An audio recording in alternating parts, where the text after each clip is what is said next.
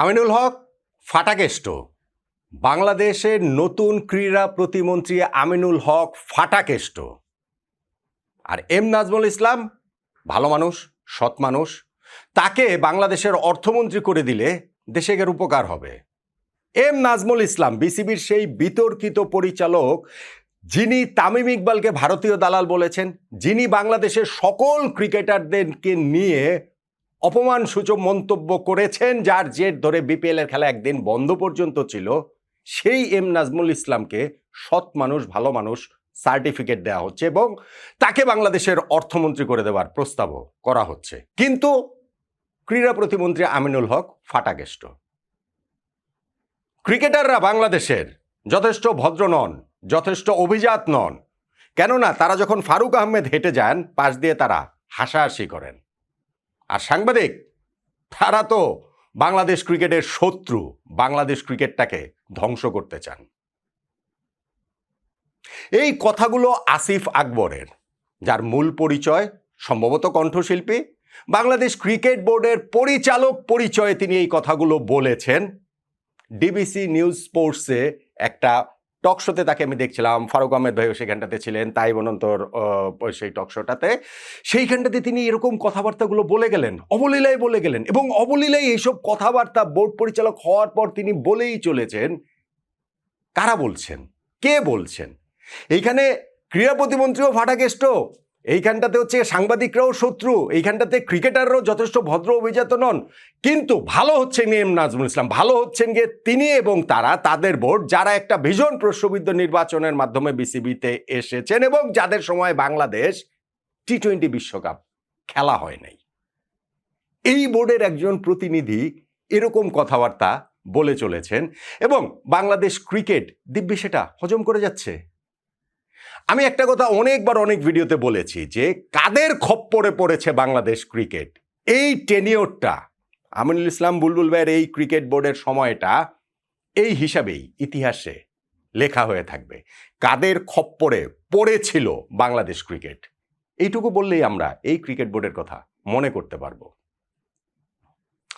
দেখুন, আসিফ আকবর তিনি তার মতো করে বলতেই পারেন, তার মতো করে তার মতামতটা তো দিতেই পারেন, সেটা নিয়ে কোনো রকম সংশয়ের জায়গা নেই। এবং এখন পর্যন্ত তিনি এই বিসিবিতে আসার পর তার যেসব মতামত দিয়েছেন, যেসব কথাবার্তা বলেছেন, সেইখানে তো সবসময় তিনি একটা কথা বলেন যে না, ক্রিকেট ভদ্রলোকের খেলা, ক্রিকেট অভিজাতদের খেলা, একটা অভিজাত্য থাকতে হবে, একটা ভদ্রতা থাকতে হবে। ওই যে মনে আছে না যে ফুটবলের সঙ্গে যে পায়ে পাড়া লাগিয়ে ঝগড়া লাগিয়ে দিলেন, বললেন যে না, ফুটবলাররা অভদ্র, ফুটবলাররা এই করে সেই করেন, তাদের আসলে মানে মনে হচ্ছে যে হচ্ছে আমাদের এই ক্রিকেট বোর্ড তারাই ব্রাহ্মণ এবং ফুটবলার থেকে বাকি সবাই হচ্ছে গিয়ে নমশূদ্র, তাদের কাউকে গোনা তার টাইম নাই। এইটা কি ভদ্রতার কথা? এইটা কি আভিজাত্যের কথা? এই যে তিনি ক্রীড়া প্রতিমন্ত্রী আমিনুল হককে একটা ন্যাশনাল টেলিভিশন চ্যানেলে বলে দিচ্ছেন ফাটাকেষ্ট, এইটা ভদ্রতা, এইটা আভিজাত্য? আমিনুল হক কি করেছেন? তার অপরাধটা কি? অপরাধটা হচ্ছে গিয়ে নতুন ক্রীড়া প্রতিমন্ত্রী হবার পরে একটা প্রেস কনফারেন্স হয়েছে, সেইখানে মিডিয়া তাদের যেই মতামতটা, তাদের কথাটা বলেছে যে মিরপুর শেরেবাংলা স্টেডিয়ামে মিডিয়াকে যে আসলে ঢুকতে দেওয়া হয় না, ওইখানটাতে সমস্যাটা কি। তিনি ওই প্রেস কনফারেন্স থেকে বসেই বিসিবির যে সিইও রয়েছে নিজামুদ্দিন চৌধুরী সুজন ভাই, তাকে ফোন দিয়েছেন, ফোন দিয়ে বলেছেন যে সাংবাদিকরা যেন এইখানটাতে যেতে পারেন। আপনার এই যে আমিনুল হক যে পুরো প্রক্রিয়াটা যে করেছেন, সেটা নিয়ে আপনি কথা বলতে পারেন, আলোচনা করতে পারেন, অবশ্যই সেই সুযোগ তো রয়েছে। প্রত্যেকটা কাজেরই আলোচনা সমালোচনার সুযোগ রয়েছে। তাই বলে আপনি একটা ন্যাশনাল টেলিভিশন চ্যানেলে এসে ক্রীড়া প্রতিমন্ত্রীকে ফাটাকেষ্ট বলে দিবেন যে এইটা তার একটা হিরোইক অ্যাটিচিউড, তিনি এরকম করেছেন যে হ্যাঁ, মন্ত্রণালয়ের অধীনে যেহেতু চাকরি করেন ক্রিকেট বোর্ডের সিইও, সেই হিসাবে তিনি বলেছেন। কিন্তু এটা কতটা শোভনীয় আমাদের ভেবে দেখতে হবে, কারণ এইটা হচ্ছে গিয়ে ফাটাকেস্টের মতো একটা কাজ তিনি করে দিয়েছেন। নতুন ক্রীড়া প্রতিমন্ত্রীকে ফাটাকেষ্ট বলেন যেই বিসিবি পরিচালক, তাকে নিয়ে কাজ করতে হবে বা তাদেরকে নিয়ে কাজ করতে হবে এই ক্রীড়া মন্ত্রণালয়কে। অবশ্য এই আসিফ আকবর আবার আরেকটা প্রস্তাবও দিয়ে দিয়েছেন যে এই কি বলা চলে যে বাংলাদেশ ক্রিকেট বোর্ড প্রেসিডেন্ট এবং বাফুফে প্রেসিডেন্ট, এই দুইজনকে নাকি প্রতিমন্ত্রীর মর্যাদা দিয়ে দিতে হবে, যেন মন্ত্রণালয়ে ফাইল নিয়ে তাদের আর দৌড়াদৌড়ি করতে না হয়। বাংলাদেশটা তো আসিফ আকবর, বাংলাদেশের ক্রীড়াঙ্গন তো আসিফ আকবর একাই দেখা যাচ্ছে যে সংস্কার করে ফেলছেন। দেখেন, নাজমুল ইসলামের প্রতি তার মুগ্ধতা অপরিসীম, এবং এইটা শুধুমাত্র নাজমুল ইসলামের ইস্যু না। যেই লোক ওই যে ক্রিকেটাররা কয়টা ডাব খাবে সেই বিল পর্যন্ত হচ্ছে গিয়ে দিতে গড়িমসি করছেন, এবং সেই জায়গা পর্যন্ত, আর আপনি বলতে পারেন যে দেখেন কত ছোট ছোট বিষয়গুলো নিয়ে দেখেন, আইস বাতে কতটুকু বরফ লাগবে সেই হিসাবটা পর্যন্ত রাখেন। অতএব তাকে তো আসলে অর্থমন্ত্রী করে দিলে বাংলাদেশের জন্য তো আসলে বিরাট ভালো হবে। কিন্তু আসিফ আকবরের এই কথাতে মুগ্ধতাও যেমন বুঝতে পারছেন, তিনি একই সঙ্গে বুঝতে পারছেন না যে এই পুরা যে একটা গং বাংলাদেশ ক্রিকেটের উপরে জেকে ধরেছে, তারা যে কোন অবস্থাতে রয়েছে। আমাদের ক্রিকেটার যাদেরকে চূড়ান্ত সম্মান দেওয়ার কথা, তাদেরকে আপনি ন্যাশনাল টেলিভিশন চ্যানেলে এসে চূড়ান্ত অসম্মান করে দিচ্ছেন, বলে দিচ্ছেন যে তারা যথেষ্ট ভদ্র না, তারা যথেষ্ট অভিজাত, মানে তার কথার টোনটা তো তাই। সেই টোনটা কি, টোনটা হচ্ছে গিয়ে যে এই ক্রিকেটাররা হচ্ছে গিয়ে ফারুক আহমেদকে নিয়ে হাসাহাসি করছেন যখন হেঁটে চলে যাচ্ছেন। ভাই ক্রিকেটারদের সঙ্গে বসেন, তাদের সঙ্গে ওই কথাবার্তাগুলো বলেন, ওইভাবে কথাবার্তাগুলো। সাংবাদিকদের কথা বাদ দিলাম, সাংবাদিকদের তিনি গালি দিয়েছেন, আমাদেরকে ক্রিকেটের শত্রু বলেছেন, এটাতে হচ্ছে গিয়ে তিনি ব্যাপক হাততালি পাবেন, এটা আমি জানি। আপনারাও খুশি হবেন যে না ভাই ঠিকই আছে, আপনাদেরকে এগুলোই বলা উচিত যে ঠিক আছে, সাংবাদিকরাই ক্রিকেট ধ্বংস করছে, সাংবাদিকরাই ক্রিকেটের শত্রু। মনে হচ্ছে যেন সাংবাদিকরাই বাংলাদেশের এই যে ক্রিকেট বোর্ডের বিতর্কিত যে নির্বাচন হয়েছে, সেই নির্বাচনের কলকাঠি সাংবাদিকরা নেড়েছে। বাংলাদেশ যে একটা T20 ওয়ার্ল্ড কাপ খেলতে যেতে পারলো না, সেইটা কলকাঠি সাংবাদিকরা নেড়েছে। আমরাই এগুলো সব কিছু করে দিচ্ছি, ঠিক আছে, এইটা তো সাংবাদিকদের গালি দিলে তো সেটা খুশি হন। কিন্তু এই যে আসিফ আকবর, তিনি সাংবাদিকদেরও বলছেন, সবাইকে বলছেন যে তাদের যথেষ্ট ভদ্রতা শেখাচ্ছেন, আভিজাত্য শেখাচ্ছেন, ক্রিকেট যে ভদ্রলোকের খেলা সেই জিনিসটা বোঝাচ্ছেন, যে যে কোনোভাবে এই জায়গাটা ধরে রাখতে হবে। আমরা কি কখনো তিনি যেভাবে পরিচালক হয়েছেন এবং তার যেই কথাবার্তাগুলো বলছেন সেগুলো দিয়ে পেছনে যে তার কি রয়েছে সেগুলো কি ঘেঁটে দেখেছি?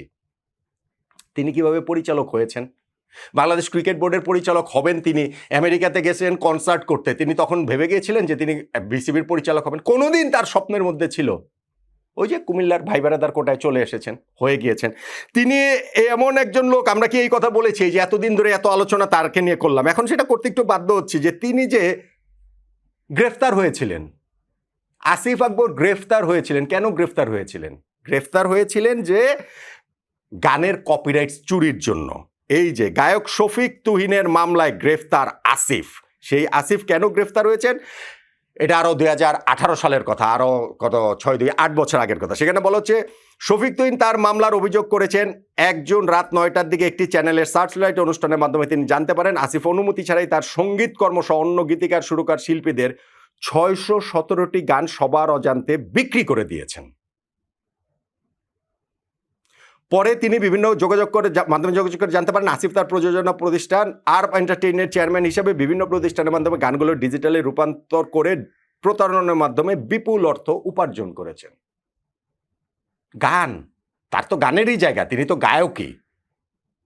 সেই গান তিনি 617টা গান এরকম কি ডিজিটালে রূপান্তর করে টোরে বিভিন্ন গীতকার সুরকার গায়ক টায়কদের, সেটা তিনি চুরি করে বিক্রি করে দিয়েছেন।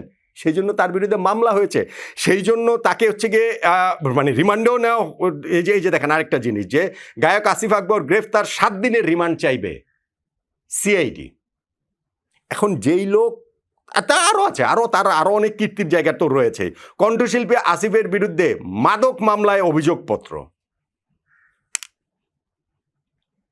নিজের জগৎ গান, সেই জগতে তিনি মাদক মামলায় অভিযোগপত্র পেয়েছেন, সেটা না হয় ঠিক আছে, যে সেটা তিনি পেয়েছেন, সেটার সঙ্গে আমার এটা ডিরেক্ট সংযোগ নেই। কিন্তু আমি মানে ক্রিকেটের, কিন্তু আমি বলছি যে ধরেন নিজের জগৎ গান, সেই গানে সেখানে হচ্ছে গিয়ে 617টা গান চুরি করেছেন, সেইটার জন্য তার বিরুদ্ধে মামলা হয়েছে। আমি জানি না সেই মামলার পরবর্তীতে কি হয়েছে। এখন তিনি ক্রিকেটে চলে এসেছেন, যেই ক্রিকেটে শত শত কোটি টাকা, হাজার হাজার কোটি টাকা। আমরা কি বলেছি যে ওই 1000 কোটি টাকা তিনি চুরি করার জন্য এখানে এসেছেন? আমরা তো সেটা বলি নাই, কোনো সাংবাদিকই তো সেটা বলে নাই। কিন্তু সাংবাদিকরা তার আক্রমণের লক্ষ্যবস্তু। ক্রিকেটারদেরও তিনি ছাড়ছেন না, তিনি হচ্ছে গিয়ে ওই কি বলে চলে নতুন ক্রীড়া প্রতিমন্ত্রীকেও ছাড়ছেন না। তার ভালোবাসার কারা? তার ভালোবাসার হচ্ছে গিয়ে এম নাজমুল ইসলাম, যাকে বাংলাদেশের অর্থমন্ত্রী পর্যন্ত করে দেওয়ার প্রস্তাবটা তিনি করেছেন, যে বাংলাদেশের তাতে বিরাট উপকার হবে।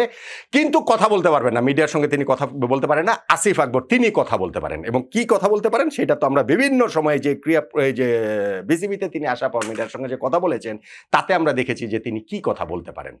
তিনি বিতর্ক তৈরি করতে পারেন, তিনি উল্টাপাল্টা কথা বলতে পারেন, তিনি উন্মাদের মতো কথা বলতে পারেন। যিনি একটা টেলিভিশন চ্যানেলে এসে ক্রীড়া প্রতিমন্ত্রীকে বলেন যে তিনি ফাটাকেষ্ট, এটা কোনো সুস্থ মস্তিষ্কের মানুষের পক্ষে বলা সম্ভব না, এটা সম্ভবই না। কিন্তু বাংলাদেশ ক্রিকেট এখন এদের চক্করে পড়ে গেছে, বাংলাদেশ ক্রিকেট এখন এদের খপ্পরে পড়ে গেছে। সাংবাদিকদের নিয়ে তিনি আরো অনেক কিছু বলেছেন, আমি ওইগুলো বলে এইরকম লোকদেরকে প্রমোট পর্যন্ত করতে চাই না। করেন, আপনারা করেন, কিন্তু কতদিন করবেন? সবকিছুরই তো একটা শেষ আছে। শেষ কি আছে না? বাংলাদেশ ক্রিকেটে আপনারা সার্ভ করতে এসেছেন, বাংলাদেশ ক্রিকেটে তো আর এটা তো আর আমাদের চাকরি না, এসব বড় বড় কথা বলাই যায়। আপনার যে মূল জায়গা গান, ওইটাই তো আপনার সার্ভ না, ওইটা আপনার সাধনা। সেই গানের সাধনার জগতে আপনি 617টা গানের কপিরাইট চুরি করার জন্য আপনার বিরুদ্ধে মামলা হয়ে যায় এবং আপনি গ্রেফতার হয়ে যান, আর আপনি বাংলাদেশ ক্রিকেটকে সার্ভ করতে আসছেন, এই গল্প আমাদেরকে দিচ্ছেন। এবং সেই গল্প দেওয়ার সঙ্গে সঙ্গে আপনি আবার বুঝিয়ে দিচ্ছেন, বলে দিচ্ছেন যে এম নাজমুল ইসলামকে বাংলাদেশের অর্থমন্ত্রী করলে দেশের নাকি বিরাট উপকার হয়ে যাবে।